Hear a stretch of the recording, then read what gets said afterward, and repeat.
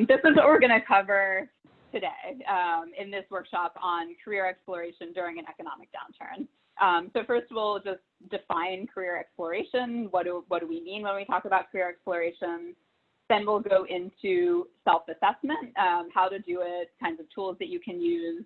And this is all like a general information that we would be giving in any context, like in normal times. After that, we'll talk about, okay, what do we do? How do we kind of translate and apply this given the current context of the pandemic and the economic downturn? Then we'll kind of review what we talked about today, and now what will your next action steps be? And then finally, we'll leave about 10 to 15 minutes at the end for us to take your questions and answer them. So first, what is career exploration? So I should just say too, in terms of the process for this, I'll be sharing my screen for most of the presentation.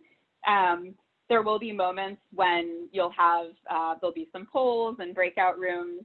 And then if you do have questions, probably the best thing to do is save them until the end. But if there's something like urgent or you didn't catch something I said, you can type it in the chat to Francesca is probably the best thing to do, to Francesca Finelli.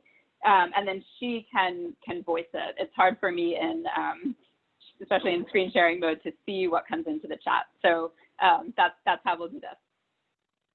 Okay, so what is career exploration? So many of you may have come to graduate school with the goal of ending up in a particular job, or you may have come as a way of learning and exploring a field.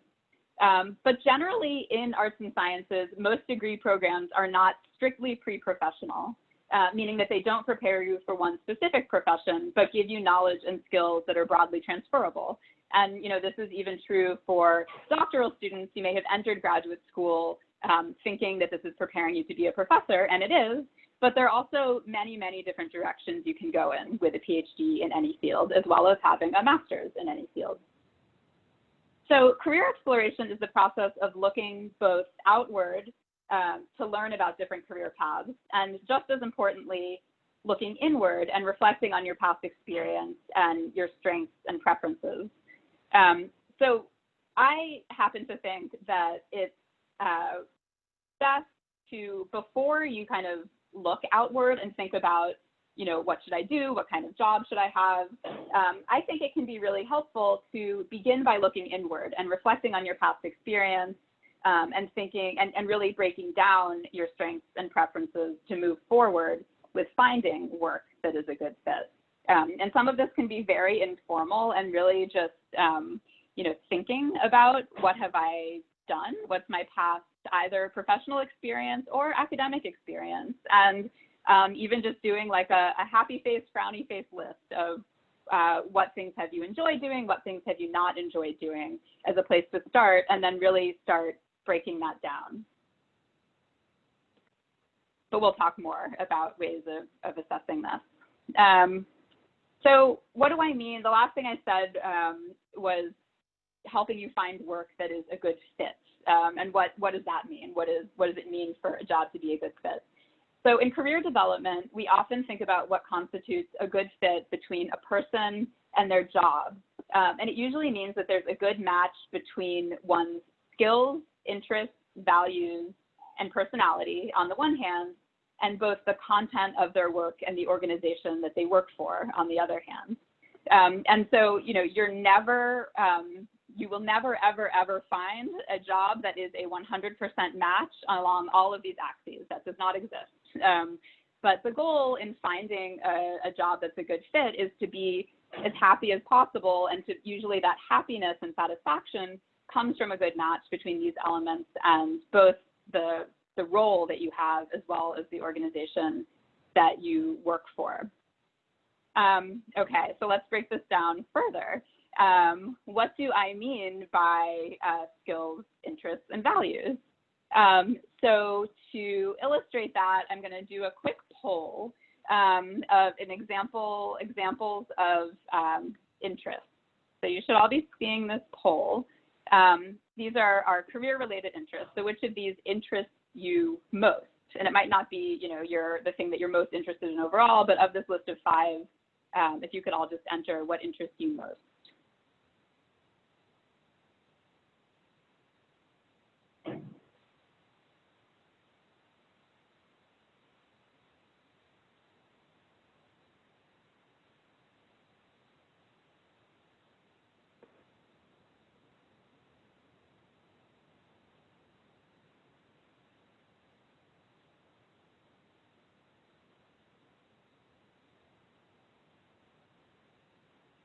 on a couple more people. Don't be shy, it's anonymous.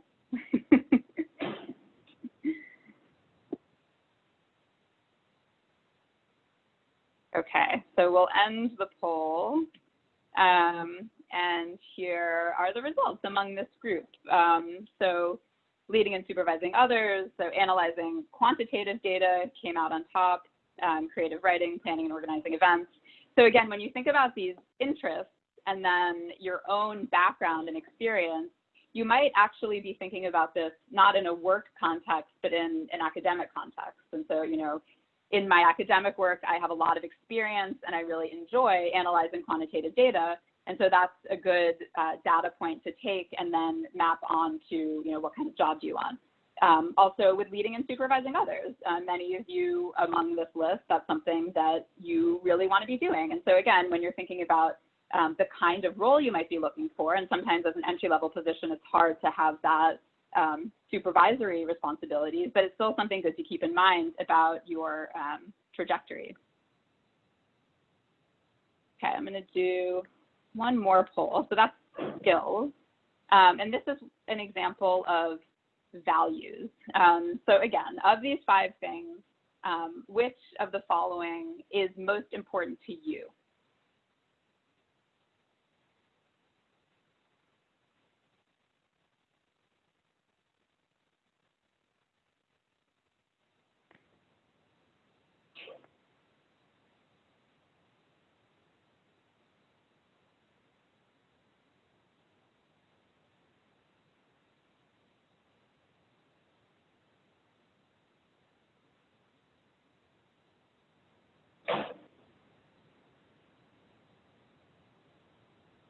I'll keep this up for another few seconds.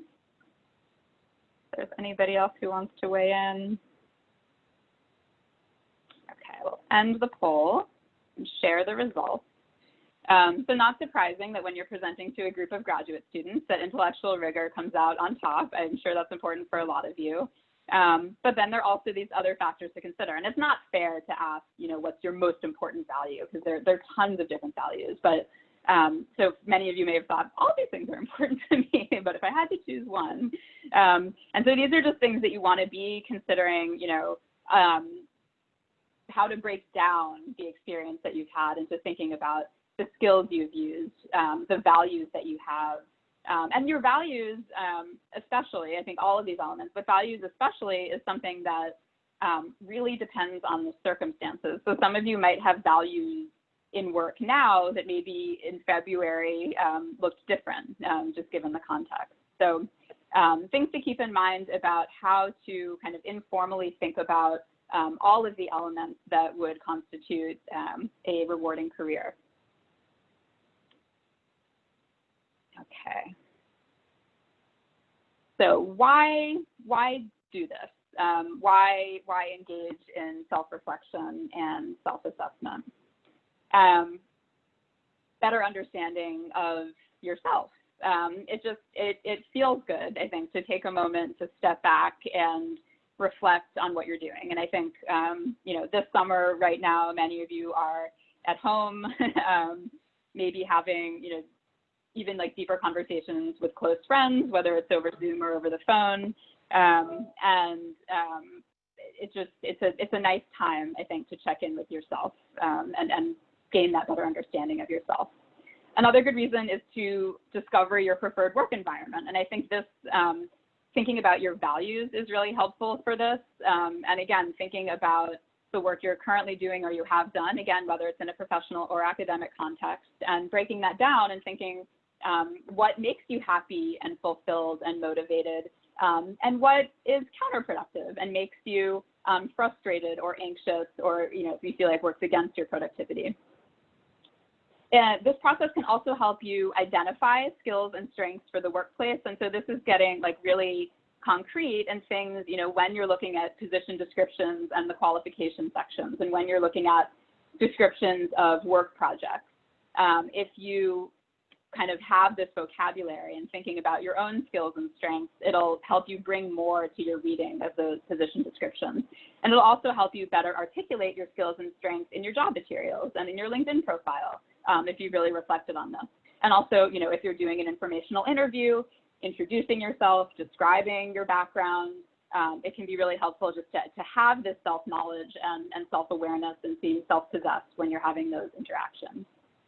And finally, it can help you learn about career options. And this, I'll talk a little bit later, show you some tools for taking like these, you know, these words, these skills and values and interests that you have.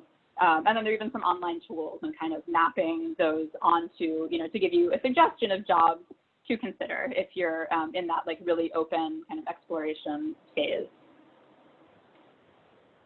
Let's see.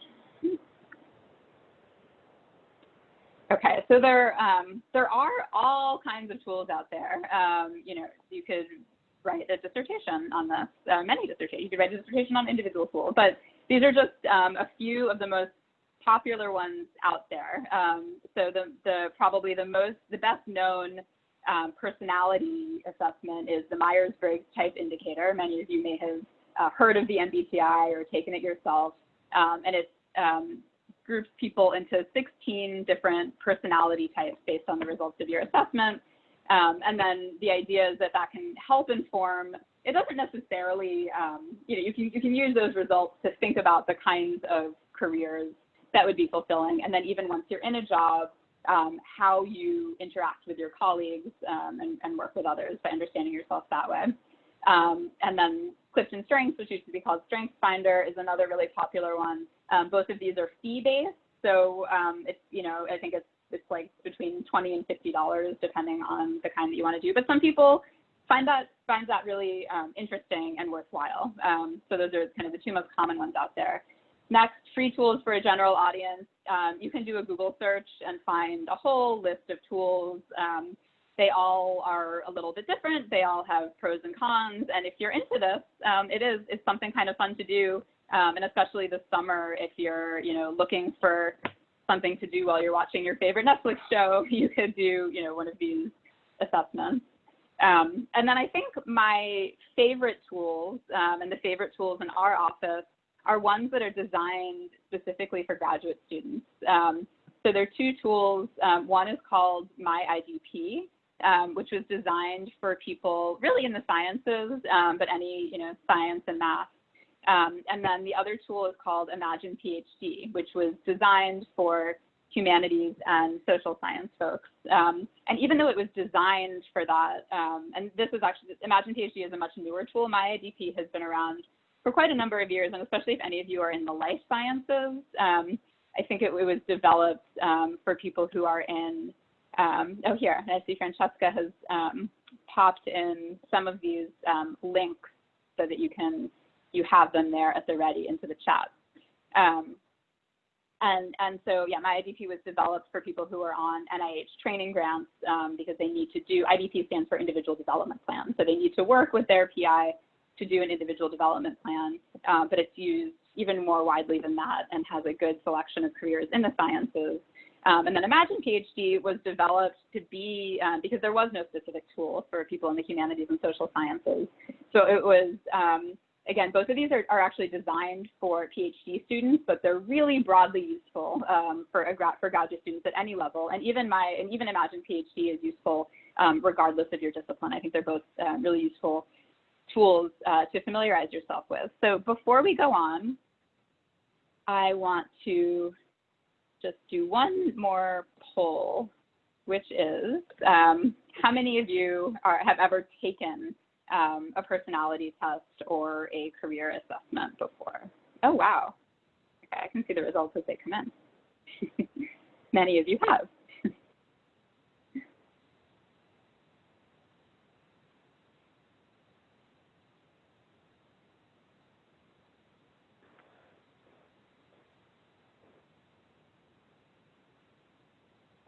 I'll end the poll and share the results. So most of you kind of know what I'm talking about because you've taken one of these before, and some of you haven't, but maybe you still knew what they were already. And I just find some people are inclined to do these things more than others. I personally was not someone who was really inclined to do it, but then a number of years ago, I got trained when I was training to be a career advisor. I got trained in administering the MBTI, and I took it myself and found it really fascinating and kind of fun to do. Okay. I think what we'll do next, and close that, the polling window. So I want to see if I can continue the successful screen sharing and just give you a quick peek at Imagine PhD, both because I just really like it. This is working, yes? You can all see this? I cannot see the website. Okay. I still see the presentation. That's right. Cool. I can fix that. How's now that? I can see it. Yep. Okay, great. Okay, so this is what Imagine PhD looks like. Many tools. This one's just like particularly attractive, but many you know, have a similar landing page. For me, I already have a profile. If you're landing here for the first time, it'll prompt you to develop a profile. And where it lands you then is in the assessment section. So there's 3 different assessments. There's an interest assessment, skills assessment, and values assessments. And this is really just, you know, you can use it however you want, start wherever you want. The last time I did an assessment was a couple years ago, but you can kind of, you can start a new assessment at any time too. So you can like go in there, you can do one now, you can do one a month from now, and see if anything has changed. And so an example of the interest assessment, it just asks you about a whole bunch of different activities and then asks you how often you would want to do this thing in your work. And you answer all those questions and submit, and then it gives you your top 5 interests in the results. But again, that would change and be updated if you did another assessment. And then there are other assessments for skills and values too. And then another nice resource on this site is job family resources. So there's a bunch of different, what they call job families, so different types of jobs, and you can click on any one of them, and you can, let's see what they say about my field, higher education administration. You can click on any one of them. It'll give you a sense for what they're talking about, what kinds of titles that would be, resources for exploration, connecting, building skills. And I actually really like the apply section because, oops, let me click, there we go. Because it actually has sample materials, which are often really hard to find. So it'll give you an example of a job description that's annotated, and then a resume and a cover letter for a job in this field, as well as links to all kinds of other resources. So this is a great site, both for, you know, it has the assessments that we've been talking about, and then it also has like the next steps, what to do with that. So let me go back into the presentation. Whoops. Let's see.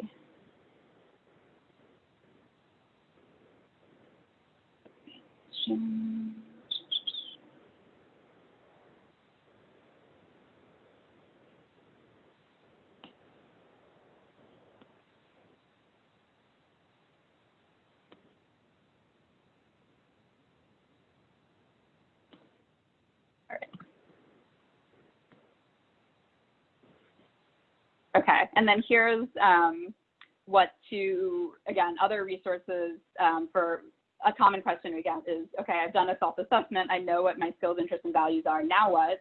And, you know, first, many of these tools have exploration features, like what I just showed you from Imagine PhD. Most of the tools have some degree of that.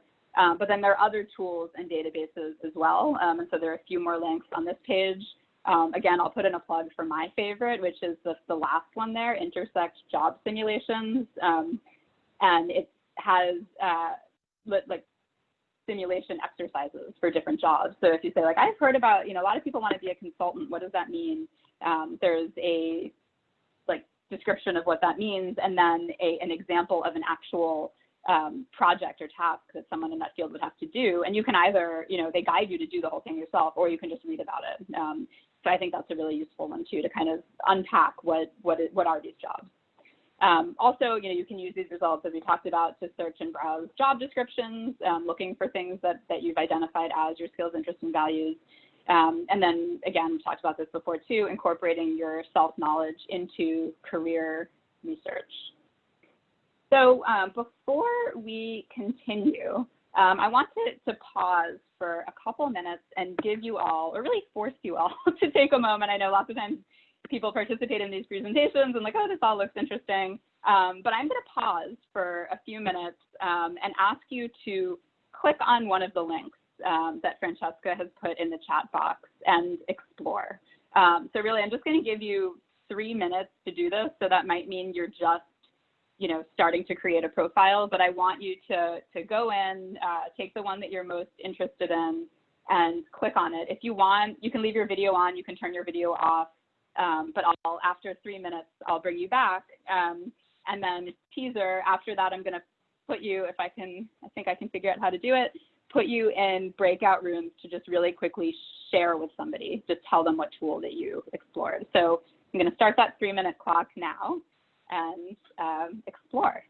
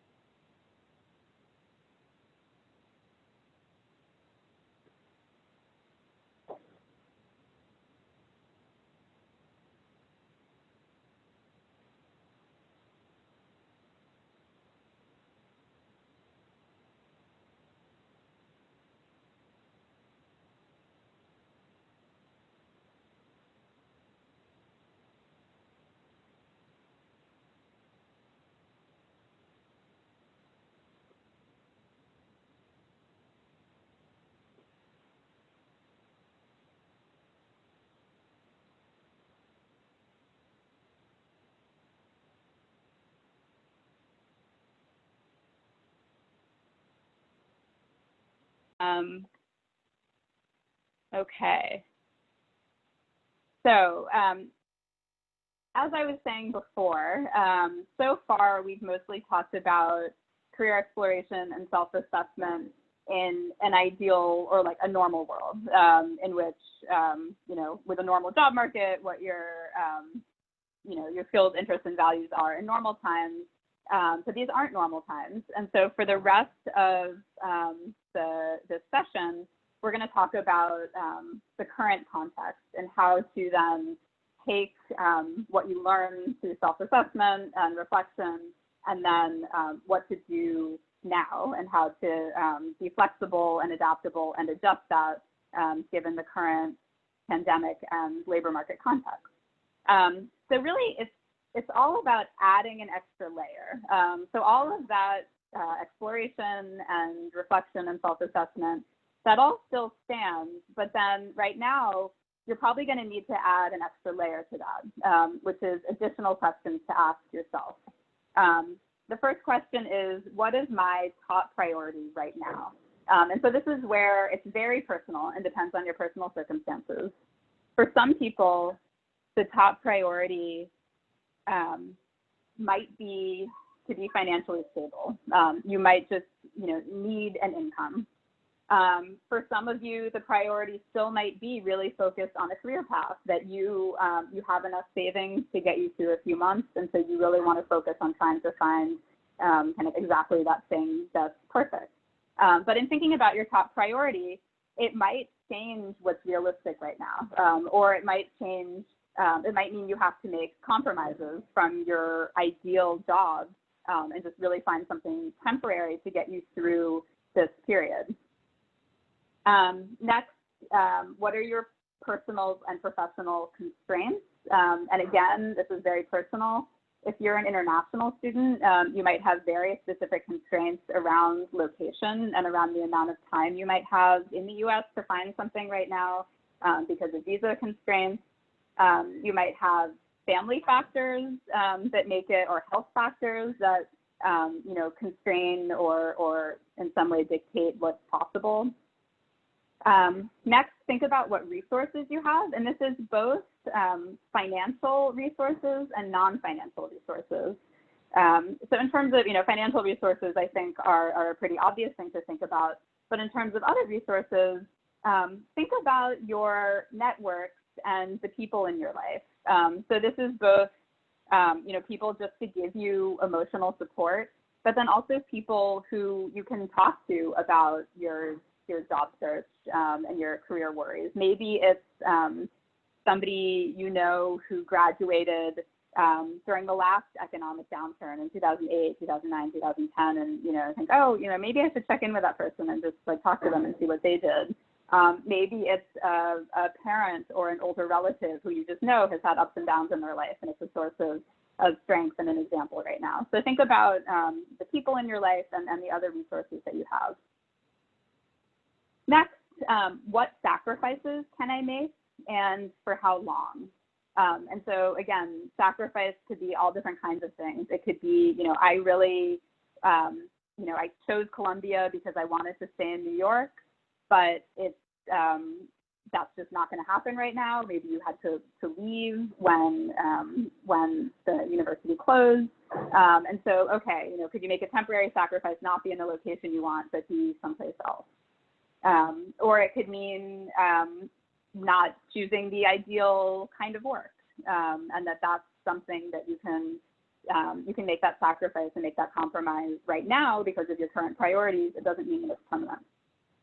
And then finally, it's really, really important to be checking in with yourself and asking, what do I need to do to ease my stress and boost my sense of well-being? It's a really stressful time, in part because there's so much uncertainty. So what do you need to do to relieve that stress? And maybe it's, you sat down to work on a cover letter, but you're feeling really stressed. Maybe you need to go out for a walk before you work on that cover letter. So it's really important throughout all of this to just continue to check in with yourself. And, because if you're not in a good mental state, it's going to be really hard to find a job and to interview and to go through that process. So I just think it's really, really important right now. And in terms of concrete things to do, in this moment, we all really need to create flexibility. So be flexible and create flexibility where you might not have seen it before. So by this, I mean a few really concrete things to consider. First, a short-term, temporary, or contract work. Many of you, especially if one of your values is stability, it might be really undesirable for you to take something that's short-term or temporary. You might say, I really want a full-time permanent job. But again, in this moment, maybe that's very difficult to find, and you could find something short-term or temporary, or beyond a contract and pursuing maybe something even along the lines of your current work, which again is not what you would want in the long term, but it'll get you through this period and help build a bridge to the long term. Another way to create flexibility is to consider adjacent roles, organizations, and fields. So, some industries have been hit harder than others with what's going on right now. So arts and culture is something that's been hit really hard. So, if your ideal role would be to work in a museum or an arts nonprofit, and it's just been so hard hit that you can't find the ideal work, first, again, maybe explore contract opportunities. That, okay, if there's not a full-time job in this field, maybe I can think about contract work. So again, that's not the role you would have wanted, but it's an adjacent role. And then in terms of thinking about organizations, are there other sectors, where you could still pursue your interests, but not in the ideal kind of cultural institution that you had imagined, but maybe in something that's more focused on like arts education, which is, summer camps and schools, everything is online and digital. So maybe there is work to be done in that, even though, again, it's not your ideal organization. And also thinking about other fields. So again, you can take an interest that you have or skills that you have and take it in a completely different direction. I know of someone who is in the arts and an art historian, and rather than going into an arts and culture organization after her PhD, she got a job curating the art collection at Citibank. So again, it's something like never would have thought of, but she's able to do something that she is skilled at and interested in and passionate about, but in totally different kind of, really kind of different kind of field and organization than she thought.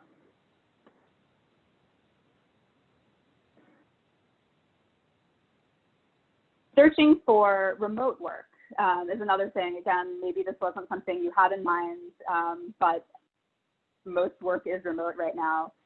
If you go to our website, we have a list of databases of remote work, so that you can get to our website through the main GSAS website, and I'll be posting it at the end of the presentation as well.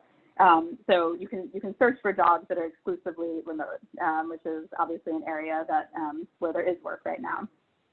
And finally, you can think about volunteering. And again, this might be something that it's highly dependent on your own resources and financial circumstances, but if you can afford to go without an income or to combine part-time work with volunteer work, that's another really great thing to do right now to continue to build your resume, build your skills, build your experience, make connections, and again, because we're just really talking about a bridge to get through this. Oh, thanks, Francesca. She just posted a link to the part of our website that has that list of remote job boards. Oh, I realized I skipped the one, a really important one, which is the middle one on the list, fall back on past experience and skills. So this one, I talked to a lot of students about this, where you might have come to graduate school to get your master's or your doctorate, and then you want to come out of that degree in a new, with something new, getting a new kind of job in a new field, going in a new direction. And at this moment, that might be really hard. And I know that it's emotionally difficult to fall back on, other skills or past experience. But again, we're just talking about making compromises to build a bridge during this period. And if that means, going back to, if you have a few years of work experience before you went to graduate school, maybe look back into that field and see if you can find something temporary. You still have that degree. You still, that doesn't mean that your next job after that won't be in the field that you want or the kind of work that you want. But just in this moment, you might have to fall back on that. It could also mean for those of you with teaching experience, maybe looking for online tutoring, or using skills and maybe not something that is like your ideal profession after graduate school or while you're in graduate school. But again, just thinking about the skills that you do have and falling back on that, even if it's not for right now your ideal direction to go in. So again, I just wanted to kind of put there at the bottom of this slide that it is okay to make compromises right now to get through this period, and this is really temporary. And it's a global situation. So another question I hear is, what will people think in a year or two from now if they see these weird things on my resume? And this is a global economic crisis, and so I think everybody will have little blips or like, unorthodox things on their resume during this period. That's totally fine. Do what you need to do. Okay, so now this is really just to review what we've talked about and talk about now what, next steps, what do you do after this workshop is over.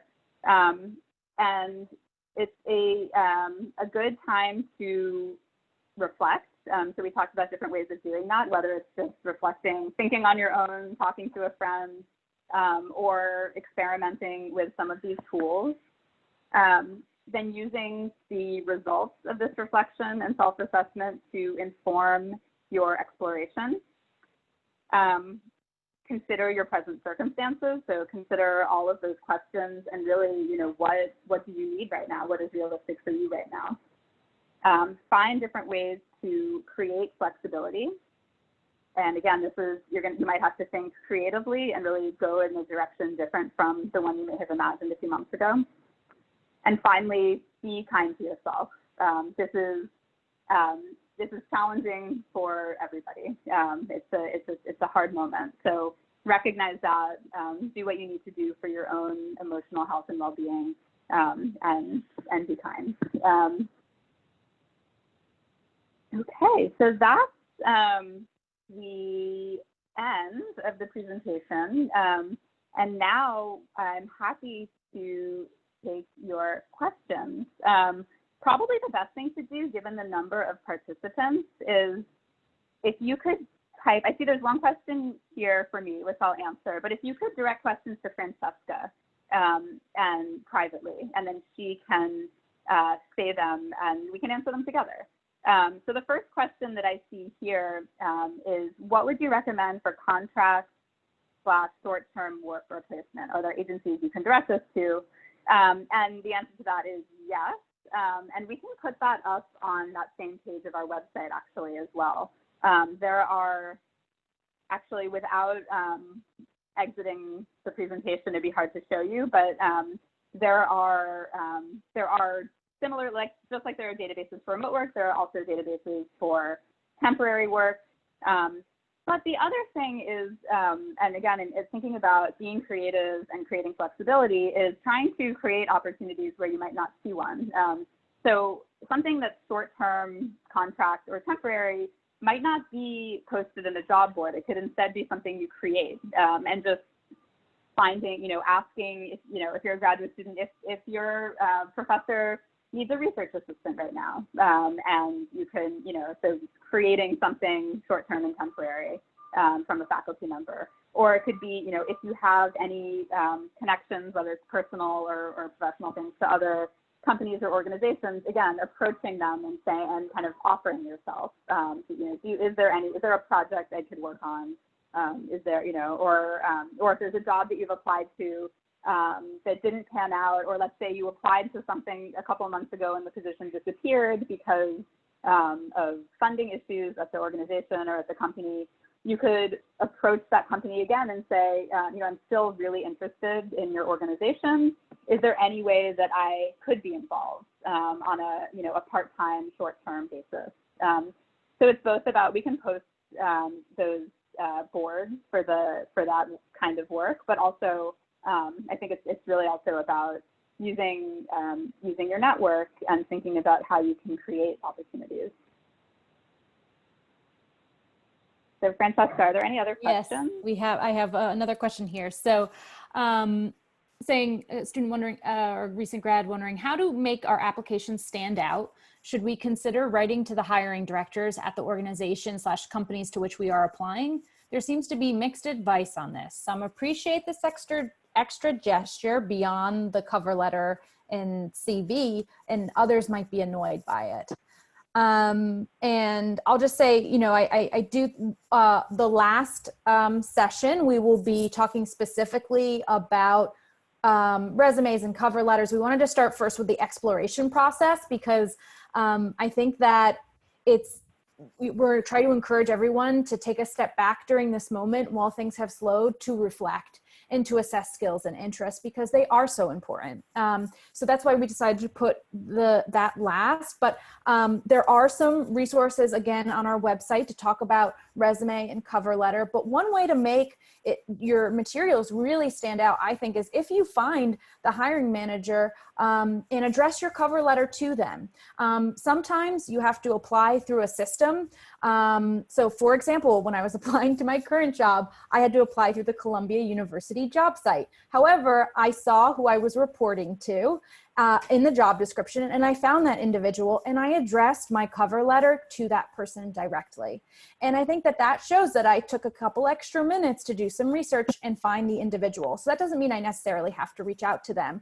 Sometimes there is an email address listed, and if you're not applying through a portal, I'd go ahead and send it to them directly. I've actually never heard of a hiring manager being annoyed about this, or a person who receiving. Usually I hear, oh wow, they found me, I'm really excited about that, they took the extra step.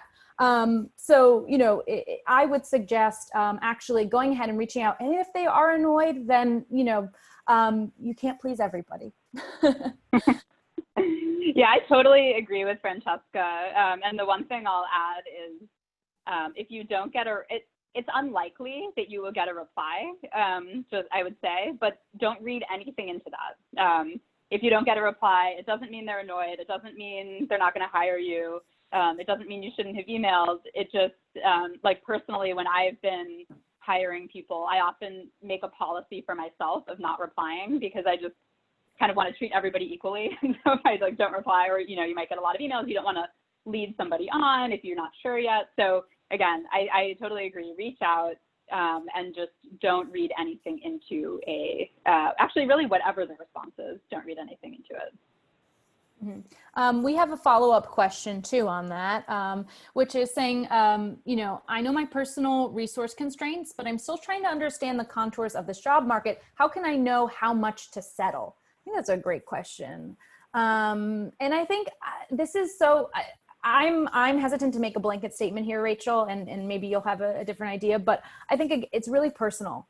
And I think that, you know, I don't want to give advice here about how much is to settle. Again, I think you need to just maybe go through these questions, spend some time reflecting on like, what are my top priorities? Going back to what Rachel was saying, because if it really is financial, then that means it's settling for taking some paid work, maybe if you're not your top choice. And so when I hear settle, I think kind of like position wise, and maybe sometimes that it just requires for financial reasons. But I don't know, I'm interested to hear what you have to say too, Rachel. Yeah, no, I agree with you, Francesca, that it's a really personal decision. But I think the other thing to remember is that this isn't permanent. So even if you like settle for a job, you can always leave that job for another job when the market picks up and when something better comes around. So, you know, I think, you know, do what you need to do right now. And it doesn't mean, you know, even you could take something and still be searching. You know, it's in the professional world, you know, people say like, oh, how long do I need to be at a job before I can leave it? I don't want to be unfair to the organization or make a bad impression, but people come and people go. And so I think, you know, if you settle for something now and something better comes along when you're a few months in, it's totally fine to apply. And if you need to leave, then you can leave. So I think just, don't feel like the next step you're making is a commitment, is a several-year commitment, because it's not necessarily. And I just received another question about like cover letter. Should we put a resume on our cover letter? I suggest going to our website and checking that out. Again, it's really personal. And once we take appointments, this would be a great question, but there are some resources about resume on our website. So we just don't have the time right now to kind of really go into the specific details. But there's a question here. Can you all direct us to resources about how to approach places and ask for opportunities? I never know what language to use, and it's a daunting idea to ask someone to make room in their budget for me these days. You know, I think the Center for Career Education has this great document called like Making Your Own Internship, and there's some language in there, and I'll share a link to that about how to make your own job that gives you examples. This is the thing about job searching. The whole process is kind of daunting, and that's why there have been career centers that are becoming increasingly important parts of universities. And you know, I think that a lot of this is just, it is hard. And I think acknowledging that and naming that and then moving forward and saying, yes, but I do have to reach out and sometimes put myself out there.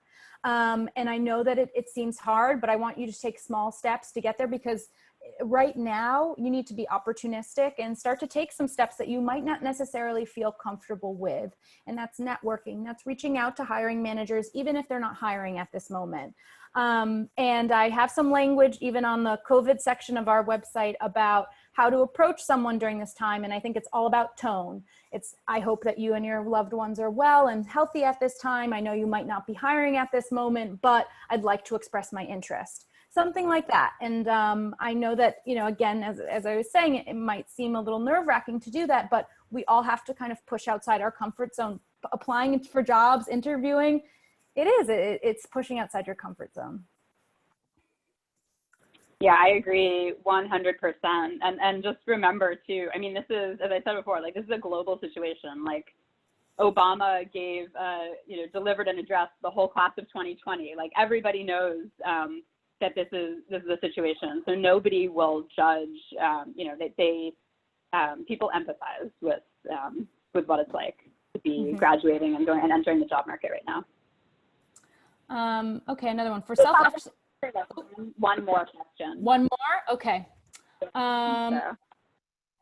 Okay, there's a question about negotiating pay. That's something, make a appointment with us. I'm sorry, we're not going to get to all of these, so I'll just go to the next one. For self-exploration, how could I know whether I am not suitable for something or if I need to get out of my comfort zone? For example, one feels stressed about office politics, but that seems to be an indispensable part of a managerial role. Would this mean that one is not suitable for such roles, or would try to get out of their comfort zone and try to get into it and get over it? I mean, I would say, I think that a little bit of column A, a little bit of column B, you can try it, you know, you can get out of your comfort zone and try it. I had a friend who took a managerial position and actually really disliked it after she took it. And she ended up switching jobs to go back to a position where she did not have to do that. So career exploration is a lot about this, like trying things out. And if you can get the opportunity to, even if you're in an internship or a volunteer opportunity and you'd like to gain some managerial experience, you can tell your supervisor directly, I'd like to try managing maybe someone else or someone else on the team. Is that possible? You just have to, if that's, you need to know what you're interested in learning, and then tell your supervisor or your manager that you'd like to try that. And if they're a good supervisor or manager, they will allow you that opportunity. And if not, then maybe it's time to look someplace else where you can expand those skills. Yeah, again, totally agree. And the only thing I'll add is also you can look for opportunities to gain vicarious experience. So like doing informational interviews and asking somebody who has a role that you think you might be interested in, but you're not sure. You know, asking really in-depth questions about, you know, what it's like to work there or to have the role that they have. And we kind of think about that as vicarious experience, that you're not actually doing it yourself, but you're asking somebody else about what it's like and learning from that. Okay, well, so thank you all. Sorry, Francesca, were you going to say something? Oh, I was just going to say, I'm taking down these other questions if we didn't get to them, and maybe Rachel and I can discuss about other ways to getting that information to you or answering them via email afterwards. So just taking note of those we didn't address. Thank you. Great, thanks. Yeah, it's 12 o'clock Eastern, so it is time for us to close. But also at the bottom of this last slide is our website, and Francesca had dropped that into the chat before too. So feel free to go to our website. And as I mentioned at the very beginning of all this is still a part of a transition from CCE, the Center for Career Education. And their website is really robust with a lot of resources. So general question, like Francesca said, there was a question about negotiation. They have really good resources on that. So check our website and check CCE's website are good places to start. And thank you again for joining us today. This is the first in a 4-part series. Please feel free to join us again. Some of you may have already registered, but you can go back or tell your friends. Every Friday in June at 11 a.m. Eastern, we'll be covering a different topic. So thanks so much. Thank you. Thank you for joining us.